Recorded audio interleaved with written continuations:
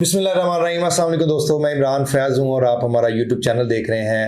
आप सब दोस्तों को पता होगा, पूरे हमारे इन्वेस्टर्स को, पाकिस्तान में हर रियल एस्टेट एजेंट को, जो जो रियल एस्टेट से रिलेटेड है उन सबको पता चल गया होगा कि पाकिस्तान में रियल एस्टेट की जो टैक्सेशन है वो आलमोस्ट ख़त्म हो गई है।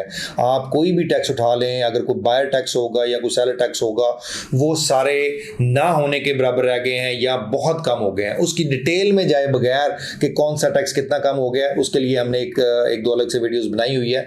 इस वक्त जो हम डिस्कस करेंगे वो ये करेंगे कि फ्यूचर में कौन से एरियाज हैं जहां पे प्राइस एप्रिसिएशन बहुत हो सकती है, प्रॉफिट मार्जिन बहुत हो सकता है, कहां पे बड़ी अच्छी इन्वेस्टमेंट्स हो सकती है। दोस्तों, मैं अक्सर ये बात करता होता हूं कि पाकिस्तान में जब भी रियल एस्टेट एप्रिसिएशन हुई है, जब भी रियल एस्टेट बूम आया है या जब भी कंस्ट्रक्शन में बहुत काम हुआ है, तो उसको हमेशा जो लीड किया है वो DHA लाहौर ने किया है। और अभी मैं आपको बताऊं, हम पिछले कुछ 10-15 दिन से ये डिस्कशंस कर रहे हैं और आई एम 100% श्योर कि अभी भी जो DHA लाहौर की मार्केट है वो लीड करेगी। सबसे पहले DHA लाहौर में ठीक ठाक प्राइस एप्रिसिएशन होगी, उसके बाद DHA मुल्तान की बारी भी आएगी, DHA गुजरांवाला की बारी भी आएगी, DHA कोयटा की बारी भी आएगी, ये सारे DHAs की आएगी। और उसके बाद ज़ाहिर है ओपन लैंड में भी काम होगा, बाकी DHA कराची में भी काम होगा, पिंडी में भी होगा, DHAs में भी काम होगा। और इवन मैं आपको बताऊं कि DHA कराची में भी प्राइस एप्रिसिएशन ठीक ठाक हो चुकी हुई है, लेकिन हमें लगता है कि DHA लाहौर अंडर वैल्यू है। तो इसलिए ये जो प्योर वीडियो है ये रिगार्डिंग DHA लाहौर है। मैं आपको बताऊंगा कि कौन कौन से कॉर्नर्स है जहां पे आप इन्वेस्ट कर सकते हैं। सबसे पहले हम बात कर लेते हैं DHA फेज 7 की। दोस्तों, DHA फेज 7 मुझे लगता है कि अगर उसकी एवरेज निकालें कि वहां पे जो मिनिमम एवरेज प्लॉट है वो कोई अराउंड 2.5 करोड़ है, और अगर हम उसकी मैक्सिमम की एवरेज निकालें तो वो 5 करोड़ पे चला जाता है। इसका मतलब ये है कि 3 करोड़ और 4 करोड़ के दरमियान इस वक्त रीजनेबल प्लॉट मिल रहा है। अगर हम 4 करोड़ की एवरेज निकालें तो आपका 20 लाख रुपए मरला बनता है। मुझे लगता है कि इसमें अभी 10 लाख रुपए से 15 लाख रुपए मरले की अभी भी गुंजाइश है। और अगले 1 साल की मैं बात कर रहा हूं, अगर हम 1 जुलाई ऑनवर्ड अगर 2027 के बजट की बात करें तो हमारे पास पूरा 1 साल है। 1 साल में मुझे लगता है कि यहाँ पे कम से कम 50% मार्जिन है अभी। तो इसलिए बड़ी सिक्योर इन्वेस्टमेंट है और एट द सेम टाइम यहाँ पे कंस्ट्रक्शन बड़ी स्पीड से हो रही है।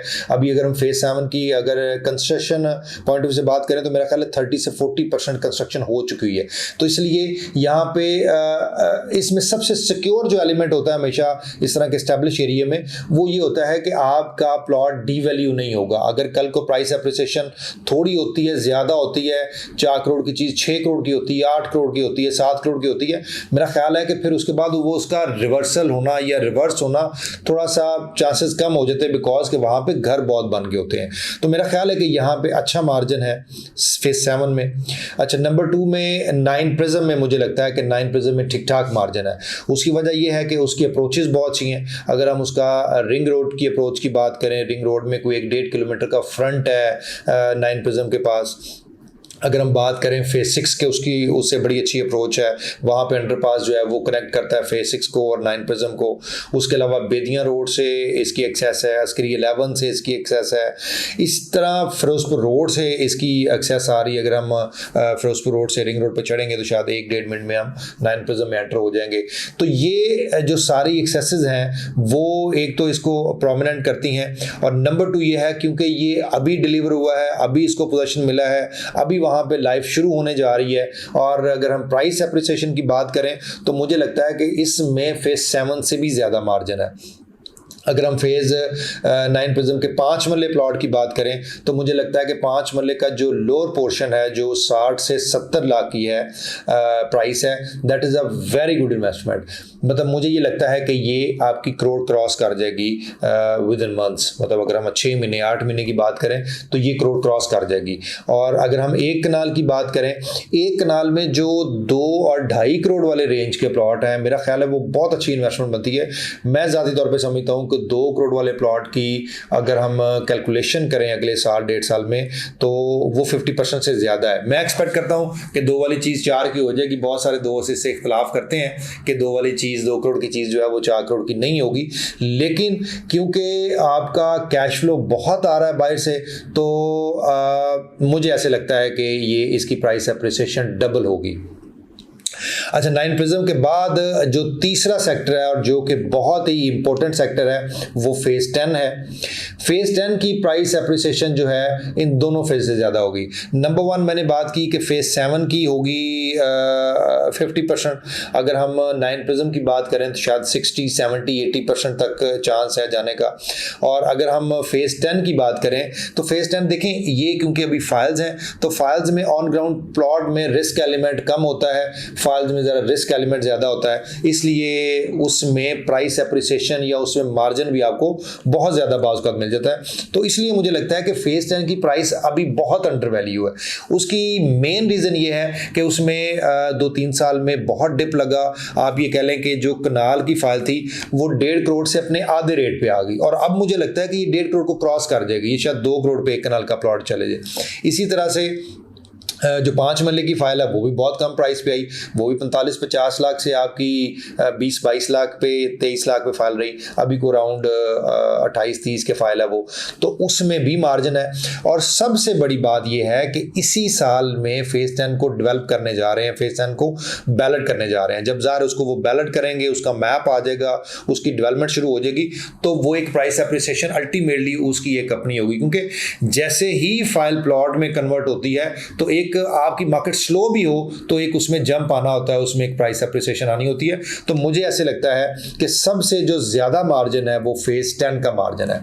हम इस पे एक अलग से डिटेल वीडियो भी फेज 10 की पूरी आपको मतलब किस तरीके से फेज 10 बनने जा रहा है, क्योंकि डीएचई ये क्लेम करता है कि it's a city with in city, एक बहुत बड़ा मतलब लाखों कनाल पे एक एरिया बनने जा रहा है कि आप समझें कि शायद जितना बड़ा इस वक्त पूरा डीएचए है शायद उसके पैरेलल एक नया डीएचए आ रहा है, इतना बड़ा एक नया सिटी बनने जा रहा है। और जिसमें एक बड़ी जो ज़बरदस्त चीज़ है जो हमें पता चली है कि इसमें सिर्फ 42% एरिया होगा जो कंस्ट्रक्शन वाला होगा या जो कंस्ट्रक्ट कर सकते हैं, उसमें कमर्शियल और रेजिडेंशियल है।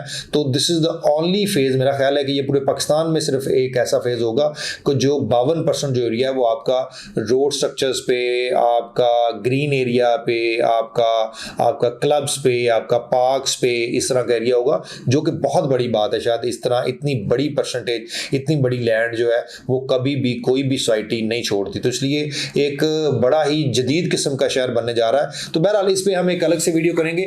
मेनली जो हमारी डिस्कशन थी वो यही थी कि 2026-27 में एक अब बूम आने जा रहा है। आपकी रियल एस्टेट मार्केट जो है, आपकी जो कंस्ट्रक्शन मार्केट है वो बहुत अप्रिशिएट करेगी। देखें कंस्ट्रक्शन में भी अभी लोग इंगेज होंगे, घर बनने शुरू होंगे, क्योंकि आपको गवर्नमेंट बहुत फैसिलिटेट कर रही है। आपने सुना ही होगा कि गवर्नमेंट आपको लोन ऑफर कर रही है बड़े मिनिमम रेट्स पे, तो ज़ाहिर है उससे कंस्ट्रक्शन मार्केट आपकी बूस्ट करेगी। ज़ाहिर है जब कंस्ट्रक्शन मार्केट आपकी बूस्ट करती है तो उससे रिलेटेड बहुत सारी और आपकी जो इंडस्ट्रीज होती हैं वो बहुत अप्रिशिएट करती हैं और वो उनमें बहुत काम होता है।